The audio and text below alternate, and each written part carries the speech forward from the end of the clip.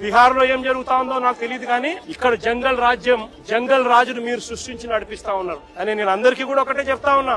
ఎల్లకాలం ఇదే మాదిరిగానే జరగదు. 2 ఏళ్లు కన్ను మూసుకుంటే అయిపోయింది, మరో 3 ఏళ్లు కూడా కన్ను మూసుకుని కన్ను తెరిచేసరికి మరో 3 ఏళ్లు కూడా అయిపోతుంది. ఆ తర్వాత వచ్చేది మాత్రం మా ప్రభుత్వం అని చెప్పి కూడా ప్రతి ఒక్కరికి కూడా ఈ సందర్భంగా కూడా చెప్తా ఉన్నా.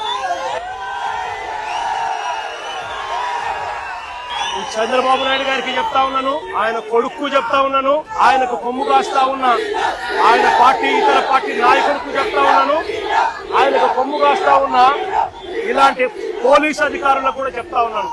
రేపు పొద్దున మా ప్రభుత్వం వచ్చిన తర్వాత వీటి అన్నిటి మీద కూడా ఎంక్వైరీలు వేస్తాము, వడ్డీతో సహా చెల్లిస్తారు అని కూడా ఈ సందర్భంగా అందరికీ కూడా చెప్తా ఉన్నాం. అందరినీ కూడా బోన్లలో నిలబెడతాము, సాక్ష్యాలు ఆధారాలతో సహా యూనిఫామ్లు ఒక్కొక్కరికి కూడా ఇప్పించి వీళ్ళందరితో పాటు ఈ కాన్స్పిరసీలో భాగమైన ఇతర రాజకీయ నాయకులు ఎవరెవరైతే చేసినారో వాళ్ళందరినీ కూడా ఒక్కలో పెట్టి న్యాయం జరిగేట్టుగా వడ్డీతో సహా వీళ్ళంతా కూడా చెల్లించే పరిస్థితి కూడా వస్తుందని కూడా ఈ సందర్భంగా ప్రతి ఒక్కరికి కూడా హెచ్చరిస్తా ఉన్నాం. ఈ రోజు వైఎస్ఆర్సీపీకి సంబంధించిన ప్రతి గ్రామ స్థాయిలో కూడా ప్రతి కార్యకర్త కూడా దెబ్బతినున్నాడు, ప్రతి నాయకుడు దెబ్బతినున్నాడు.